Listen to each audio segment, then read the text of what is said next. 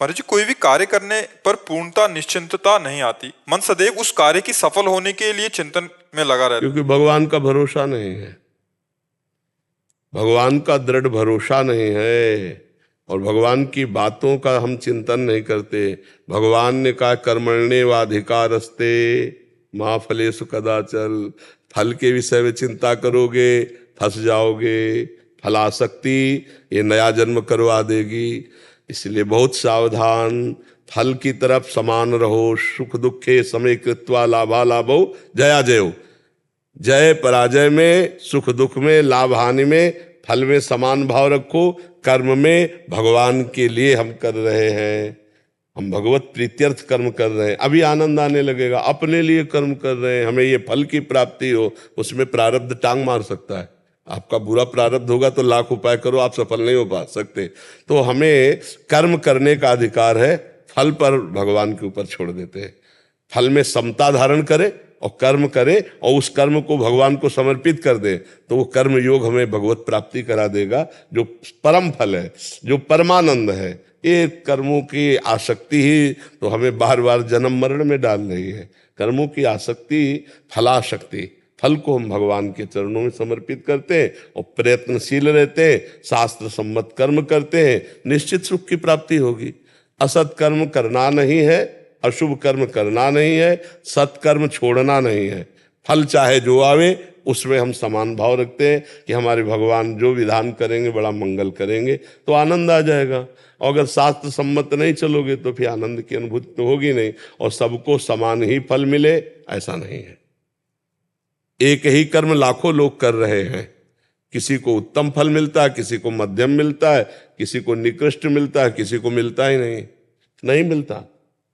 खूब हम दिखावें आपको, पढ़े लिखे डिग्री लिए घूम रहे, कोई नौकरी नहीं, प्रारब्ध काम कर रहा पूर्व का। फल की तरफ अगर हम, तभी तो हम भी परेशान हो जाते हैं। आदमी तभी ये शरीर नाश तक की बात सोच लेता है। नहीं, अब किसान आदमी पूरा फल में आसक्त है, पूरी फसल नष्ट हो गई, अब सोचा हम तो बेकार हो गए। विद्यार्थी पूरा, और जब वो फेल हुआ तो अपने को कई जगह ऐसा व्यापार। कल वो हमको एक यहाँ भगत बैठे हुए बता रहे थे कि आजकल मोबाइल में जुआ खेला जाता है। हमको तो पता ही नहीं। तो उन्होंने बताया कि इससे लोग शरीर नाश भी कर रहे हैं, कि लाखों रुपए करोड़ों रुपए हार जाते हैं और फिर अपना शरीर नाश कर लेते हैं। तो हमें लगता है कि थोड़ा अगर अध्यात्म से नहीं जुड़ोगे तो तुम बहुत परेशान हो जाओगे, क्योंकि बहुत बड़ा कर्म का विचित्र रूप है। ऐसा थोड़ी कि आप मेहनत कर रहे हो फल मिल ही जाएगा, नहीं मिले, एक पाई नहीं मिलेगा, ऐसा भी हो सकता है। सरसों की फसल, हम लोग किसानों, तो सरसों की फसल 10 बीघा सरसों पकी खड़ी है, अब सुबह काटना है और शाम के बादल आ गए और वर्षा शुरू हो गई। अब सबके प्राण सूख गए कि वर्षा में फूल जाएगी, और जहां सूर्योदय हुआ वो सब चिटिक जाएगी, सब बेकार चली जाएगी, एक भी दाना नहीं मिलेगा, सब फैल। अब वो किसान बैठे। ऐसे कितने आप क्षेत्र हैं, आप देखो ना, कितने व्यापार हैं, कितने ऐसे क्षेत्र हैं जहां हमारा प्रयत्न जो है निष्फल हो जाता है और हमको असंतोष हाथ लगता है। अध्यात्म बचाएगा उस समय। अगर अध्यात्म से नहीं जुड़े, भगवान से नहीं जुड़े, तो ये जो घटनाएं सुनने को मिलती है कि विद्यार्थी ने शरीर पूरा कर दिया, या किसी किसान ने शरीर पूरा कर दिया, या किसी व्यापारी ने, कई तरह से ऐसे असंतोष प्रकट हो जाते हैं। हमारा जीना केवल भोगों के लिए नहीं है, हमारा मनुष्य जीवन बहुत। अच्छा, शरीर छोड़ना अगर अंतिम फाइनल होता तो सब छोड़ दे, का परेशानी झेले, लेकिन फाइनल तो नहीं है ना। एक और नया कर्म बन गया, बहुत दुर्गति होती है शरीर छोड़ने वाले की, जिसे हमारे शास्त्र कहते हैं बहुत सबसे बड़ा अपराध है शरीर को नष्ट कर देना, सबसे बड़ा अपराध। और ऐसे को बहुत बुरी दुर्गति प्राप्त होती, प्रेतादि योनियां, जहाँ पानी भी पीने को नहीं मिलता। तो हमें लगता है अध्यात्म से जुड़े तो समझ में आएगा।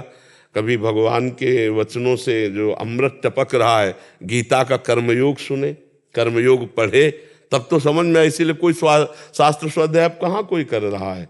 अच्छा, सही माने में शास्त्रों का उपदेश भी मिलना कठिन है, क्योंकि अगर हम शास्त्रों से अर्थ दोहन की भावना रखेंगे, सम्मान की भावना रखेंगे, तो हमें शास्त्र का अर्थ समझ में नहीं आएगा।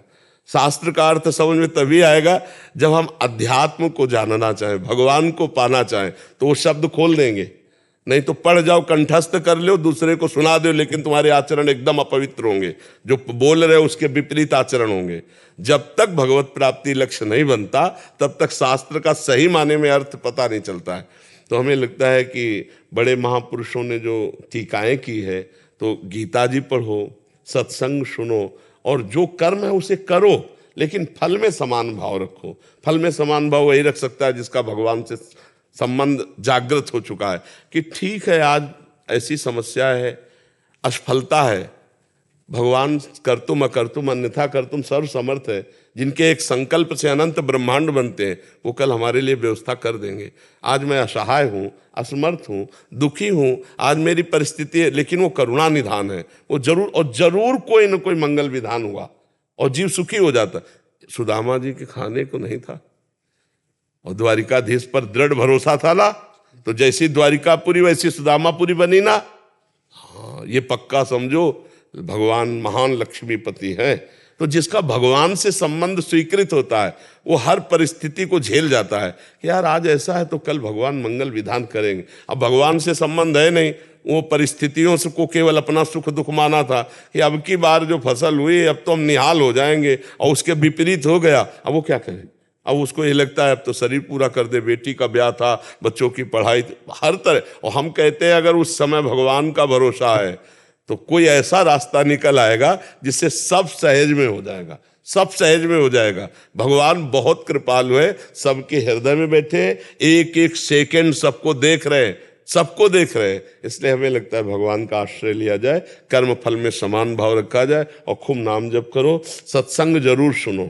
हाँ, और अगर आपकी रुचि बन जाए तो गीता जी ले आओ। देखो, श्री स्वामी राम सुखदास जी ने बहुत बढ़िया टीका की है, साधक संजीवनी उसका नाम है। आप गीता प्रेस से मंगवा लीजिए और कर्म योग आप पढ़ करके देखिए, बहुत सुंदर टीका की है, तो आपको समझ में आ जाएगा, फलासक्ति का नाश हो जाएगा। शास्त्र स्वाध्याय संतों के वचनों से बहुत सुंदर विवेक उत्पन्न होता है, और विवेक ही हमको कर्म बंधनों से बचा सकता है। ने टीका लिया तो है, आपने बताया था 2-4 पहले एकांतिक में, लेकिन अभी समझ नहीं आ रहा है। आप समझ कैसे है कि बुद्धि अपवित्र है तो कैसे। और उसकी टीका को कुछ समय पहले हमने थोड़ा सा सत्संग किया है, 1-2 महीना तो उसमें किया है, वो सुनो, वो समझ में आ जाएगा, क्योंकि वो हम अपनी भाषा में बोलते हैं ना, जैसे गांव की भाषा में, वो सहज भाषा में समझ में आ जाएगा। उसके समझने के लिए बच्चा बताया ना, जब तक भगवान से अपना संबंध स्वीकृत नहीं होगा, भगवत प्राप्ति लक्ष्य नहीं होगा, तब तो ऊपर से निकल जाएगा, सब समझ में ले आएगा। नहीं ना, ऐसे समझ जाता है ना। हाँ, उसके लिए विद्वता नहीं चाहिए, उसके लिए अंदर का भाव चाहिए। पढ़ते रहो, सुनते रहो, नाम जप करते रहो, समझ में आने लगेगा। और सही समझ तो तब होती जब भगवान समझाते हैं। सोई जाने जे देव जलाई और जानत तुम्हें।